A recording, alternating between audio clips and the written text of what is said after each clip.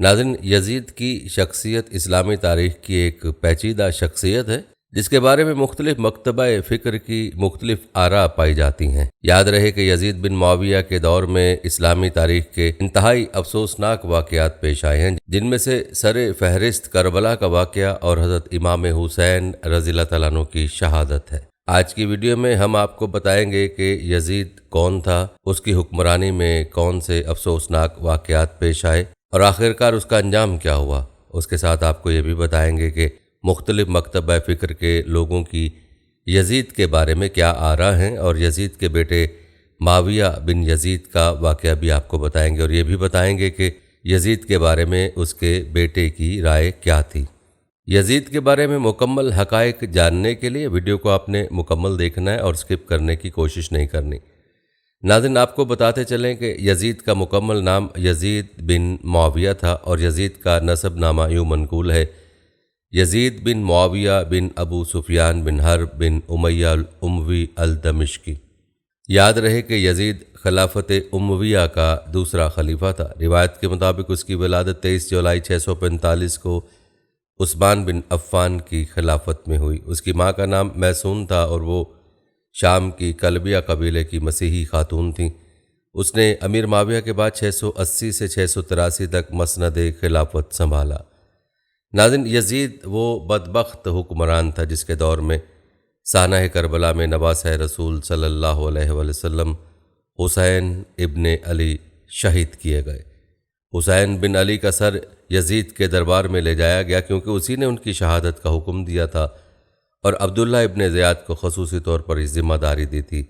और जब हुसैन बिन अली का सर उसके सामने आया तो उसने खुशी का इजहार किया और उनके अहल खाना को कैद में रखा।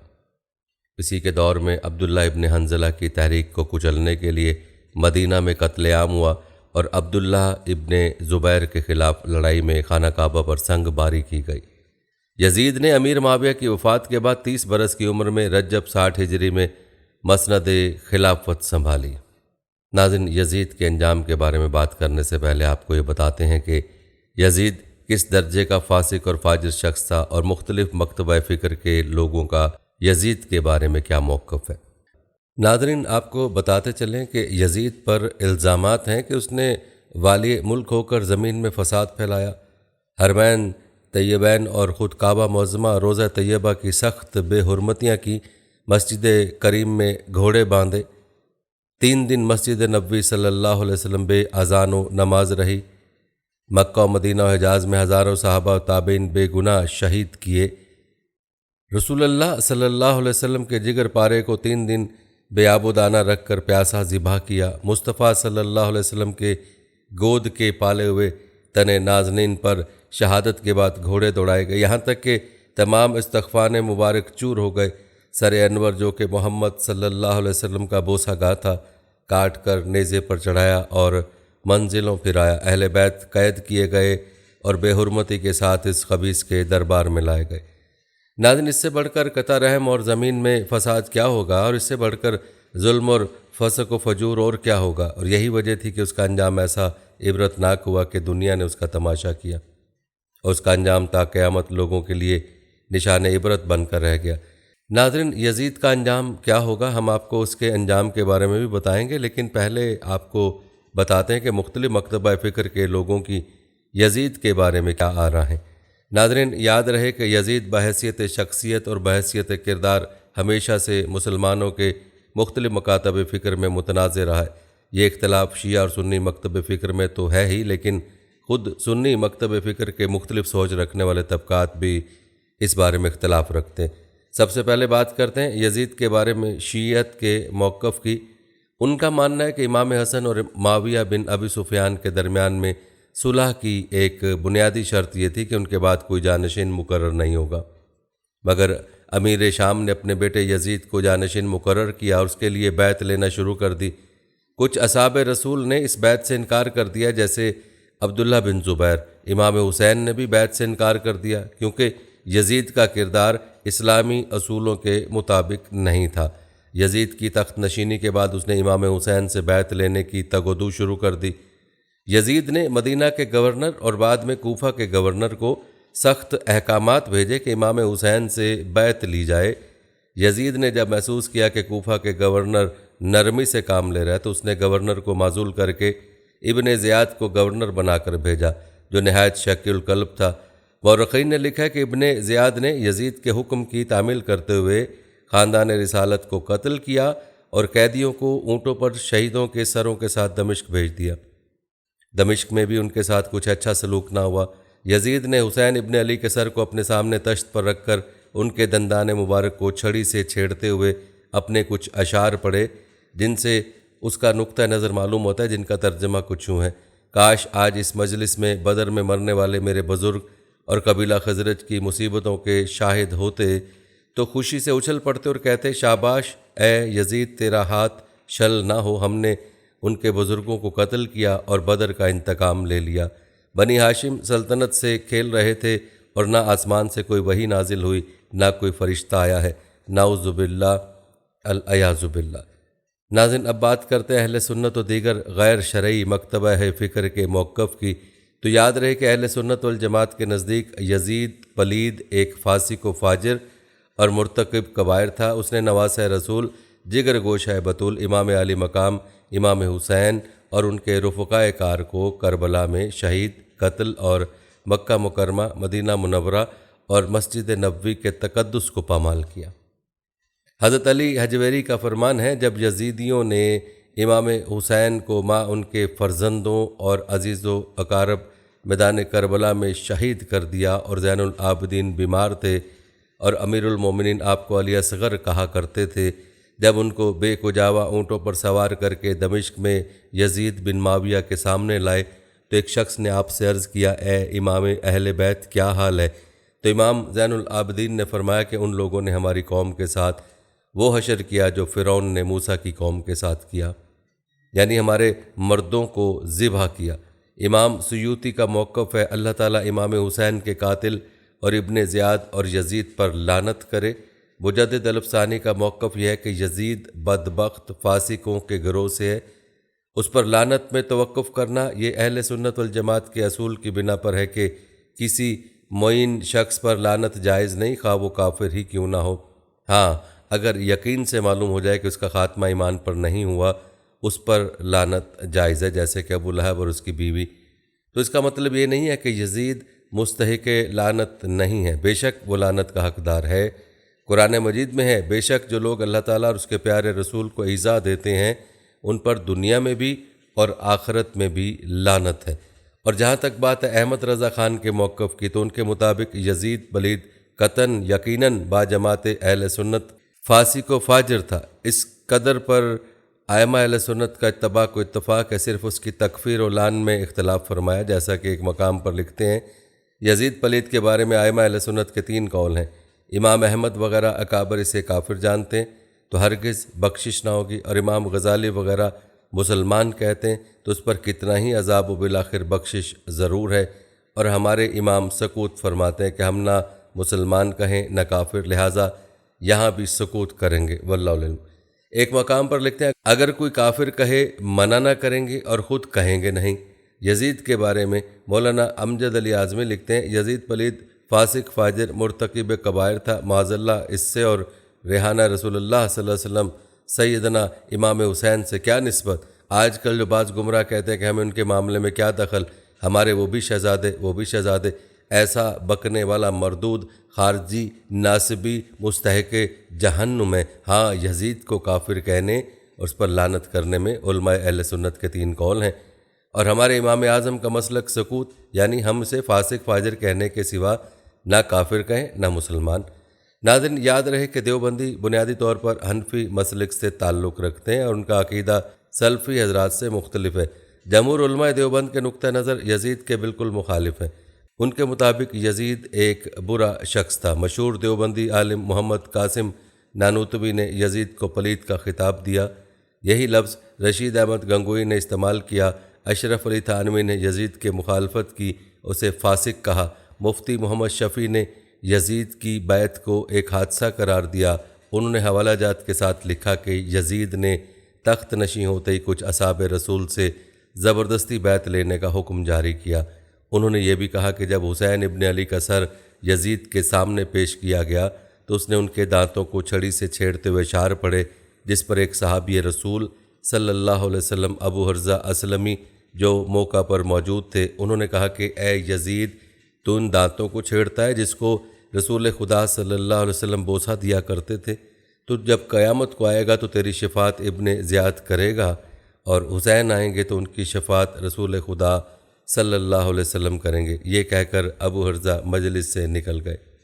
یزید نے حسین ابن علی کے ایک بچے عمر بن حسین کو کہا کہ سانپ کا بچہ سانپ ہوتا ہے، یعنی حضرت حسین ابن علی کو سانپ سے تشبیہ دی۔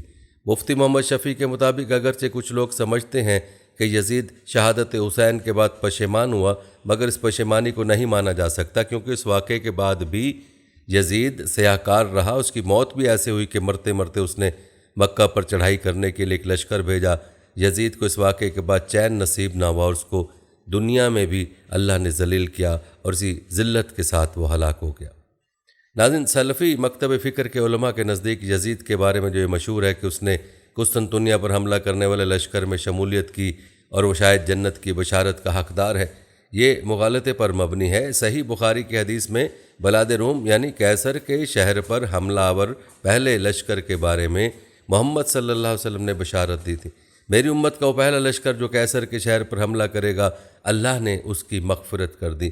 بریلوی مکتب فکر کے نزدیک در حقیقت بلاد روم قیصر کے شہر مدینہ قیصر یا بالخصوص قسطنطنیہ پر حملہ کرنے والے پہلے لشکر میں یزید شامل نہیں ہوا۔ تاریخ اسلام کی مستند اور مقبول ترین کتب جن میں البدایہ والنہایہ، الکامل فی التاریخ، تاریخ ابن خلدون، تاریخ بغداد اور تاریخ دمشق وغیرہ میں منقول ہے کہ بلاد روم یعنی قیصر روم کے شہر پر پہلا حملہ 42 ہجری میں ہوا اور دوسرا حملہ 43 ہجری میں ہوا، اور اسلامی لشکر قسطنطنیہ پر بھی حملہ آور ہوا۔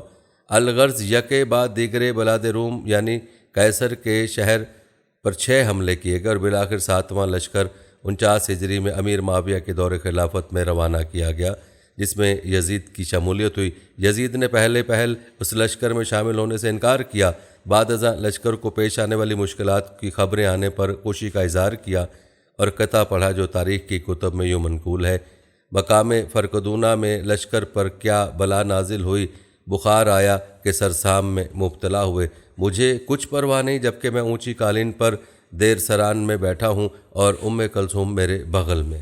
یاد رہے کہ کلثوم یزید کی بیوی تھی۔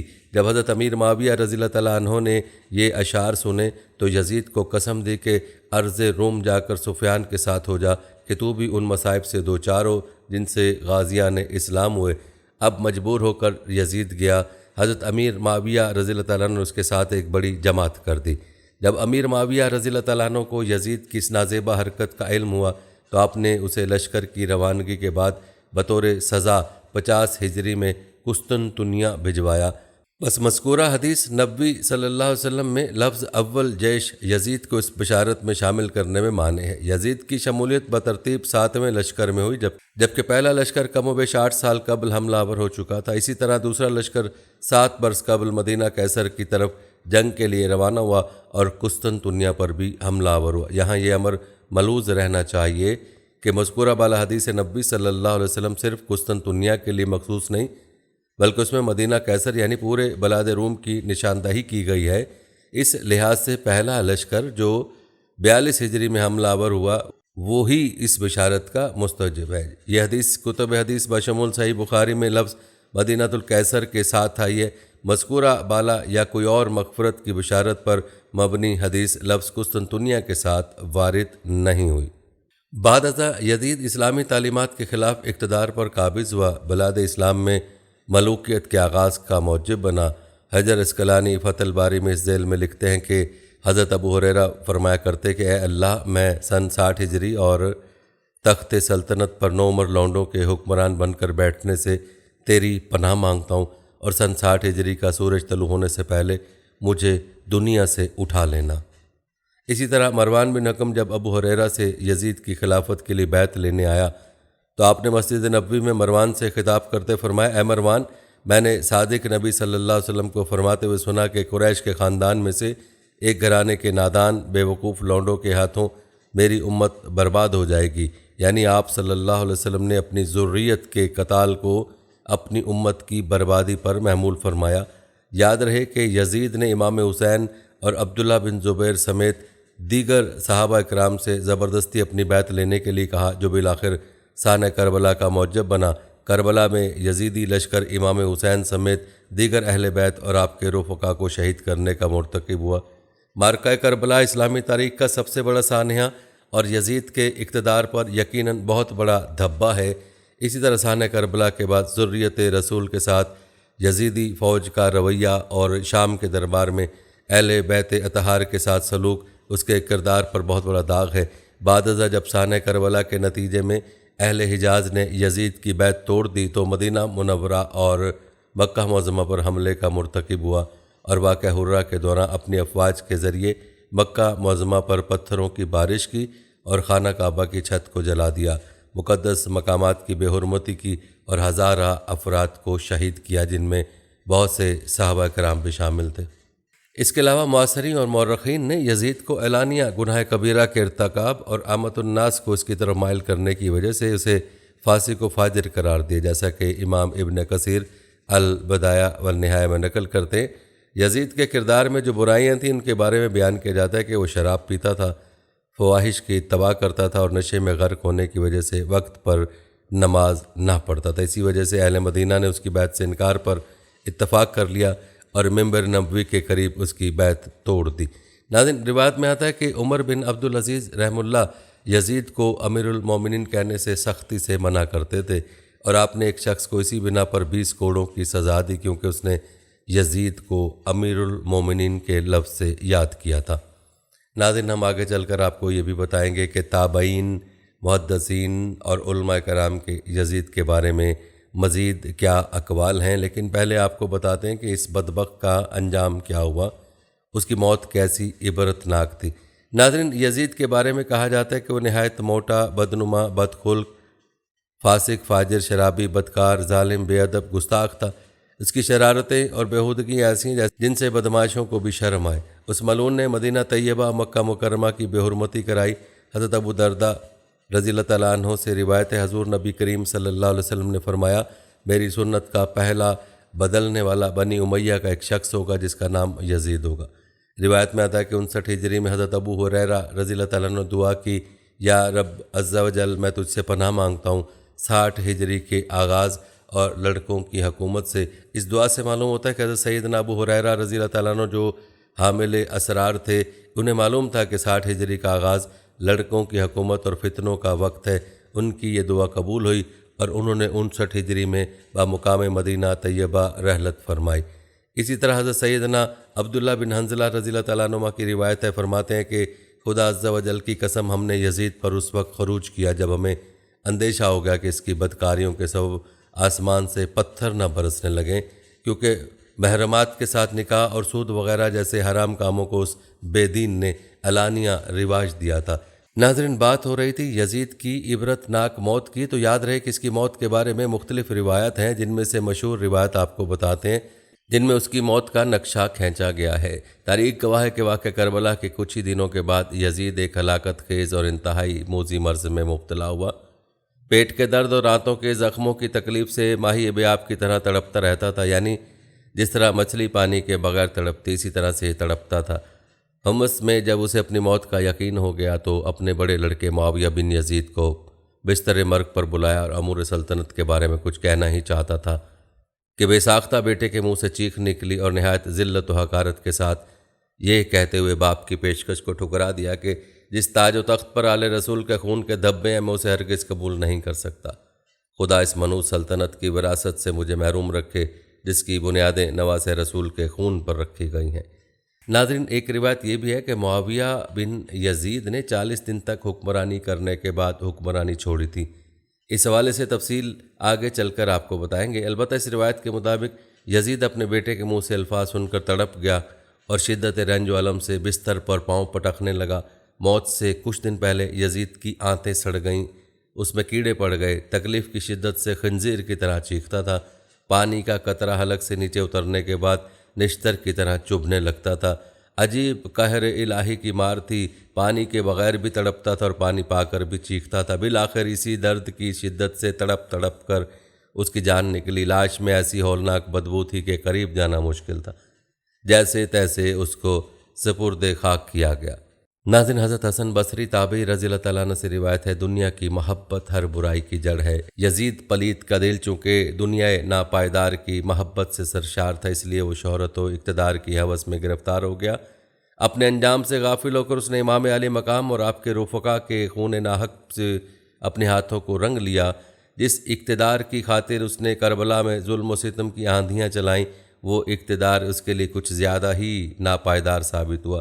بد نصیب یزید صرف 3 برس 6 ماہ تخت حکومت پر شیطانیت کر کے ربیع الاول 64 ہجری کو ملک شام کے شہر حمص کے علاقے ہوارین میں 39 سال کی عمر میں مر گیا۔ ناظرین، یزید پلید کی موت کا ایک سبب یہ بھی بتایا جاتا ہے کہ ایک رومیو نسل لڑکی کے عشق میں گرفتار ہو گیا تھا، مگر وہ لڑکی اندرونی طور پر اس سے نفرت کرتی تھی۔ ایک دن رنگ رلیاں منانے کے بہانے اس نے یزید کو دور ویرانے میں تنہا بلایا۔ وہاں کی ٹھنڈی ہواؤں نے یزید کو بدمست کر دیا۔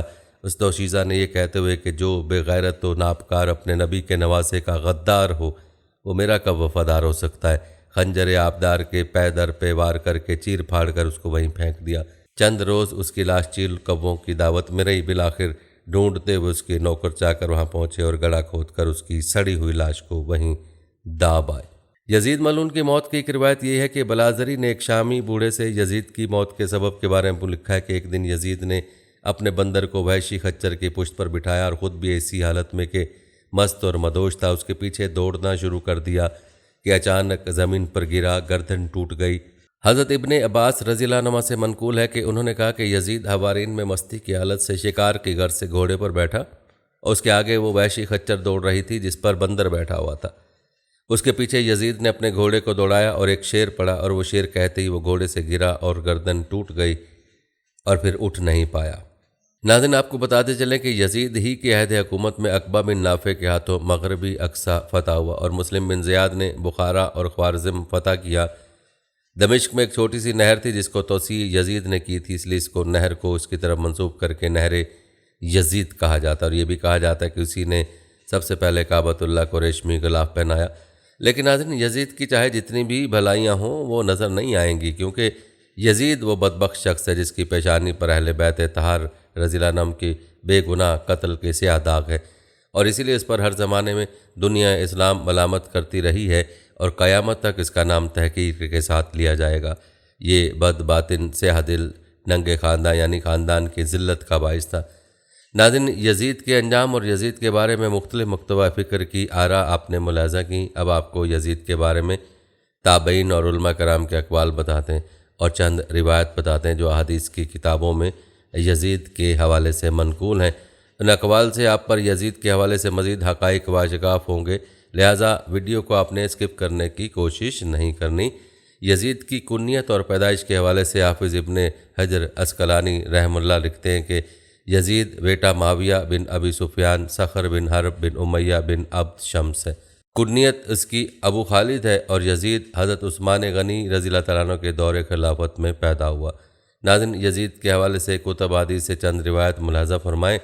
ابو یعلا اور مجمع زوائد میں حضرت ابو عبیدہ رضی اللہ تعالیٰ عنہ سے روایت ہے کہ حضور صلی اللہ علیہ وسلم نے ارشاد فرمایا کہ میری امت کا امر یعنی حکومت عدل کے ساتھ قائم رہے گا، یہاں تک کہ پہلا شخص جو اسے تباہ کرے گا وہ بنی امیہ میں سے ہوگا جس کو یزید کہا جائے گا۔ اسی طرح سے محدث امام ریوانی نے اپنی مسند میں حضرت ابو درداء رضی اللہ تعالیٰ عنہ سے روایت کی ہے۔ وہ فرماتے ہیں کہ میں نے حضور صلی اللہ علیہ وسلم کو فرماتے سنا کہ آپ صلی اللہ علیہ وسلم فرماتے ہیں کہ پہلا وہ شخص جو میرے طریقے کو بدلے گا وہ بنی امیہ میں سے ہوگا جس کو یزید کہا جائے گا۔ اسی طرح حضرت ابو ہریرہ رضی اللہ تعالیٰ عنہ سے روایت ہے کہ حضور صلی اللہ علیہ وآلہ وسلم نے فرمایا سن 60 کے آغاز سے تم لوگ اللہ تعالیٰ کی پناہ مانگنا، اس وقت دنیا احمق اور بد عادات کے لیے ہوگی۔ اس حدیث کی تشریح میں علامہ قاضی ثناء اللہ پانی پتی فرماتے ہیں کہ چھوکروں اور احمقوں کی حکومت سے مراد یزید کی حکومت کی طرف اشارہ ہے۔ ناظرین، یہ تھی یزید کے بارے میں چند روایت۔ یزید کے بارے میں جید تابعین کے اقوال کیا ہیں، ذرا غور سے ملاحظہ کیجئے۔ حضرت عبداللہ بن حنظلہ رضی اللہ تعالیٰ عنہ فرماتے ہیں کہ خدا تعالیٰ کی قسم ہم یزید کے خلاف اس وقت اٹھ کھڑے ہوئے جبکہ ہمیں یہ خوف لاحق ہو گیا کہ اس کی بدکاریوں کی وجہ سے ہم پر آسمان سے پتھر نہ برس پڑے۔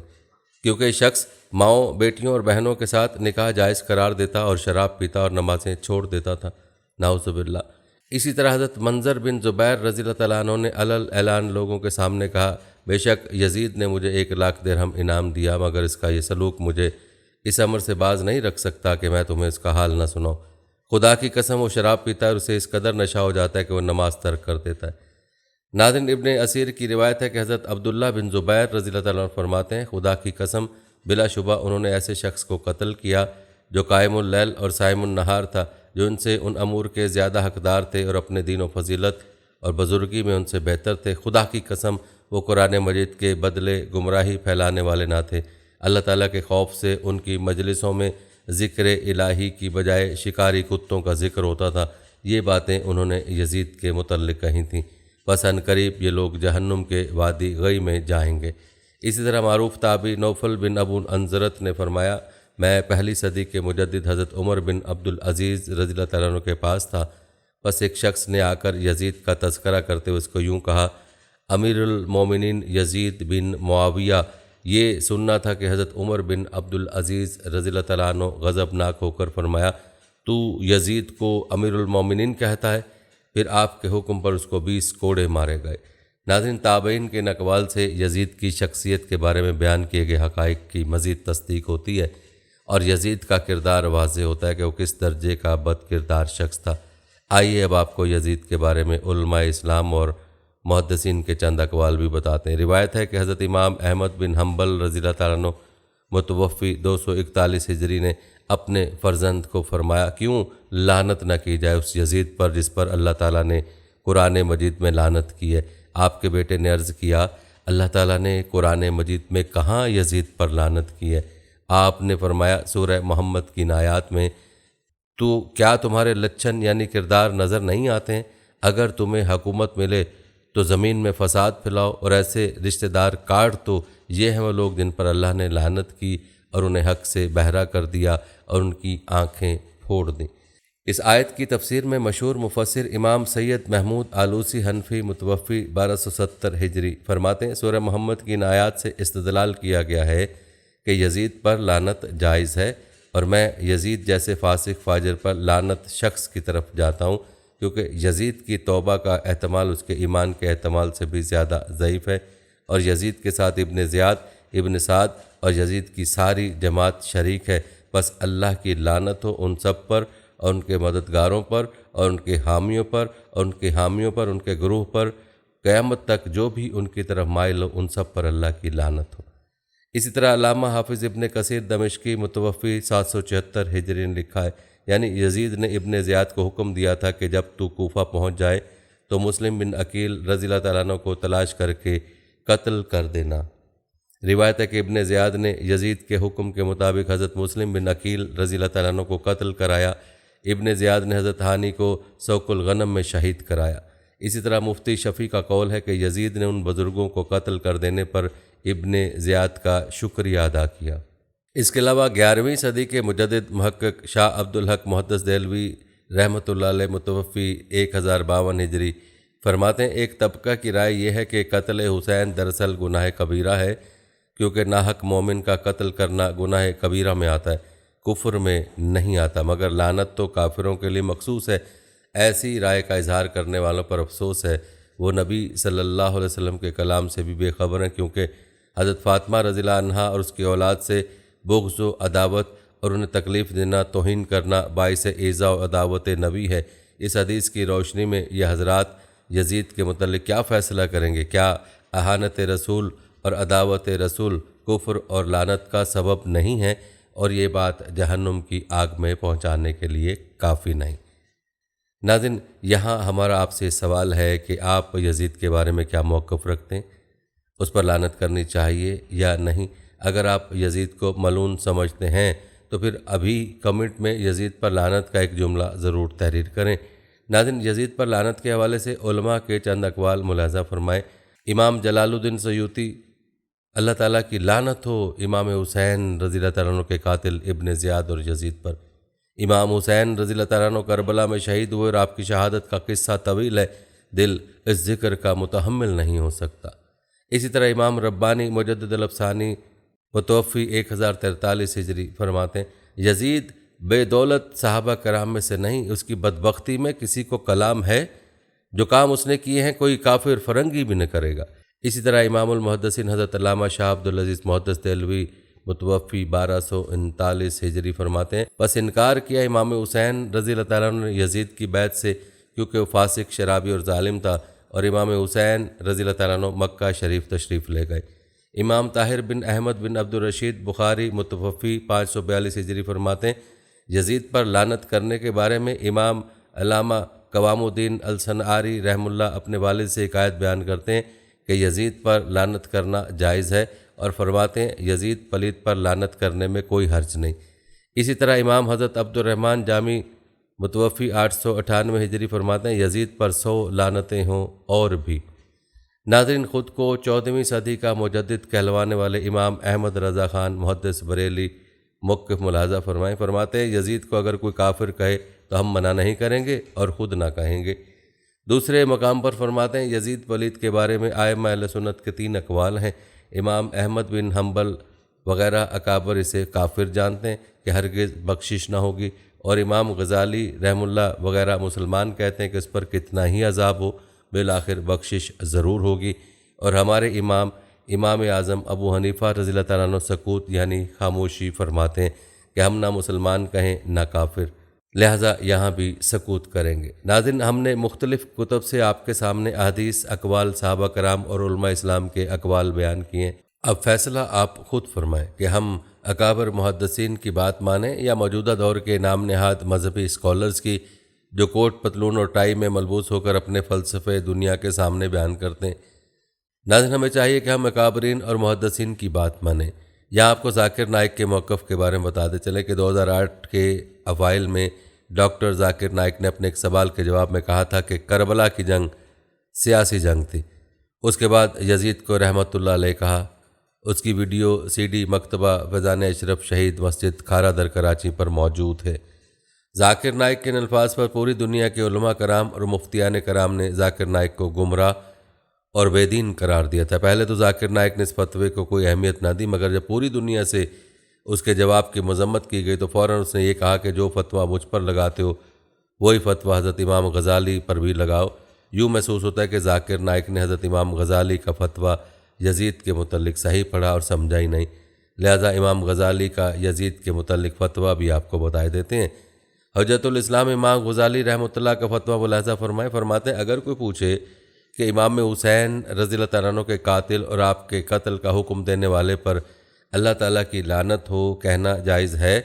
ہم کہتے ہیں کہ حق بات یہ ہے کہ یوں کہا جائے کہ آپ رضی اللہ تعالیٰ عنہ کا قاتل اگر توبہ کر کے مرا ہے تو اس پر خدا کی لعنت نہ ہو، کیونکہ یہ ایک احتمال ہے کہ شاید اس نے توبہ کر لی ہو۔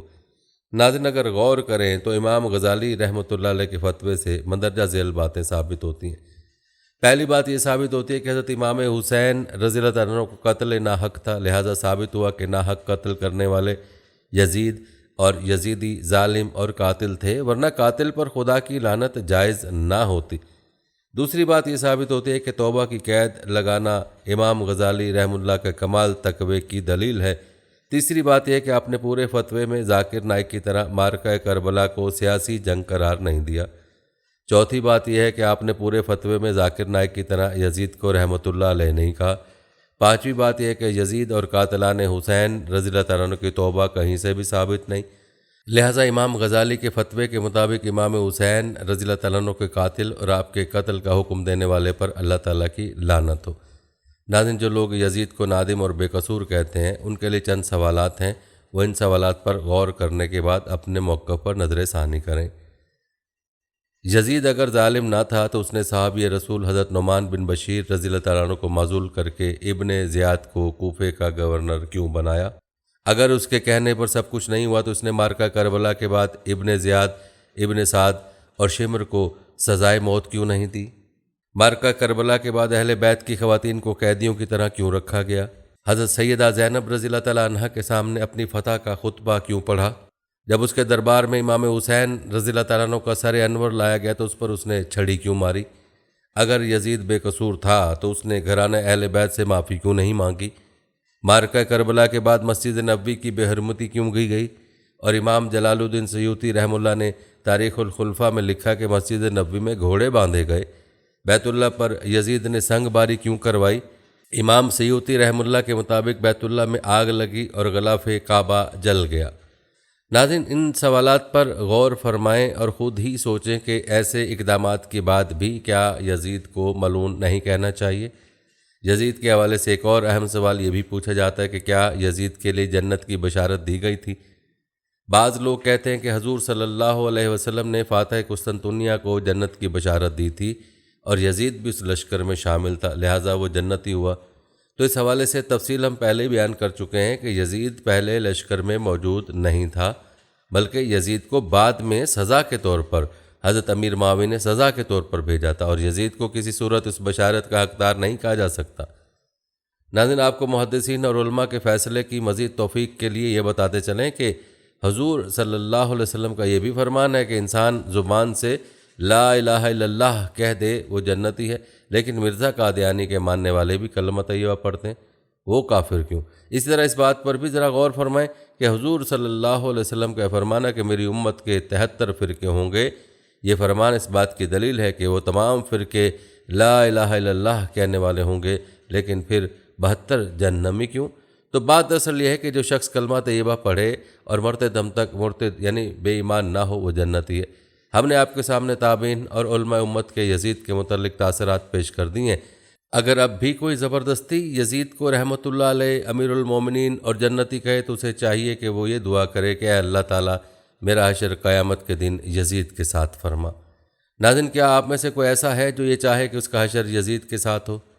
کمنٹ میں ضرور بتائیے گا۔ ناظرین، یہاں آپ کو یزید کے بیٹے کا ایک ایمان افروز واقعہ بتاتے ہیں، یہ واقعہ بھی ذرا غور سے ملاحظہ کیجیے گا۔ ناظرین، روایت بتاتے ہیں کہ یزید بن معاویہ کا ایک بیٹا تھا جو اسے بہت عزیز تھا، اسی لیے یزید نے اس کے نام اپنے باپ کے نام پر معاویہ رکھا تھا۔ وہ چاہتا تھا کہ اس بچے کی اپنی مزاج کے مطابق تربیت کرے تاکہ اس کا حقیقی جانشین بن سکے۔ جب معاویہ بن یزید اس عمر کو پہنچا کہ اسے لکھنا پڑھنا سکھایا جائے تو اس کے لیے اس وقت کے ایک بہت قابل استاد عمر المقصوص کو منتخب کیا گیا۔ یہ شخص اہل بیت سے محبت اور یزید سے شدید نفرت کرتا تھا، لیکن چونکہ یزید اس بات کو نہیں جانتا تھا، اس لیے معاویہ بن یزید کو اس کی شاگردی میں دے دیا۔ استاد نے معاویہ بن یزید کو قرآن کے حقیقی تعلیمات سے روشناس کرایا اور ساتھ ہی اہل بیت کی عظمت اور منزلت کا بھی بتایا اور ان کی محبت کا دیا معاویہ کے دل میں روشن کر دیا۔ کہتے ہیں یزید ملعون کا یہ بیٹا ابھی 20 سال کا ہی تھا کہ اس کا باپ جہنم رسید ہوا اور لوگوں نے معاویہ بن یزید کو مسلمانوں کا خلیفہ تسلیم کر لیا۔ ناظرین، یاد رکھیں 20 سال کی عمر جوانی کا ایسا دور ہے کہ جب انسانی خواہشات کی منہ زوری عروج پر ہوتی ہے۔ یزید کا جانشین ہونا اور پوری اسلامی مملکت پر حکمرانی کرنا اپنی تمام جائز و ناجائز خواہشات کو پورا کرنے کے لیے بہترین موقع تھا، لیکن معاویہ بن یزید 40 دن تک تخت خلافت پر بیٹھا اور ان 40 دنوں میں اس نے اپنے باپ کے شرمناک کارناموں کی بہت باریک بینی سے جائزہ لیا۔ جب اس نے دیکھا کہ میرے باپ نے اسلام اور مسلمانوں کو کس قدر عظیم نقصانات پہنچائے ہیں تو اس نے محسوس کیا کہ وہ ایک دوراہے پر کھڑا ہے، یعنی حکومت کی باغ دوڑ تھامے رہے اور ظلم و ستم اور عیش و عشرت کا بازار گرم رکھے، یا تخت و تاج کو چھوڑ دے اور اپنے آپ کو ان ہولناک گناہوں اور ان کے دردناک عذاب سے دور رکھے۔ بالآخر اس نے فیصلہ کر ہی لیا۔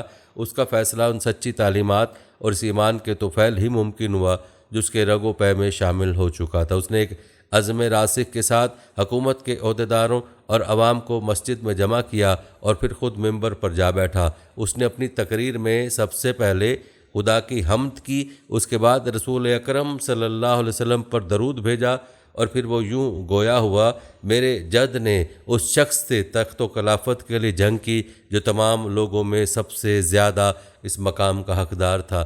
اسلام میں اس کا کردار سب سے زیادہ روشن تھا، شجاعت اور علم میں وہ سب سے آگے تھا، وہ سب سے پہلے ایمان لایا اور رسول خدا کے سب سے زیادہ نزدیک تھا۔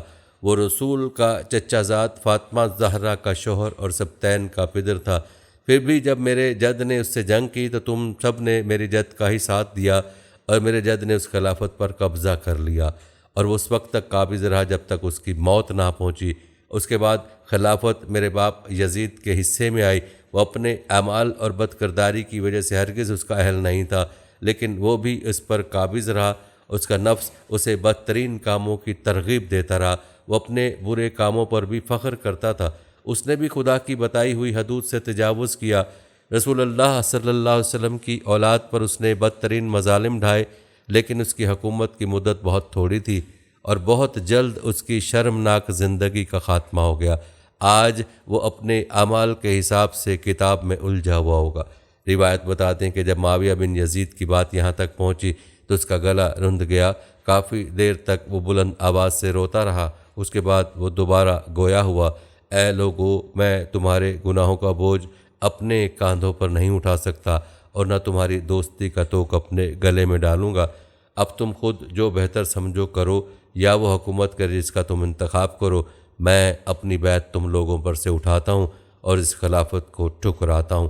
تاریخی روایت بتاتے کہ معاویہ بن یزید کے جملوں نے محفل میں ایک طوفان برپا کر دیا۔ سب حیرت و اضطراب سے ایک دوسرے کو تکنے لگے اور پھر زور زور سے شور مچانے لگے۔ ہر شخص اپنی رائے دے رہا تھا۔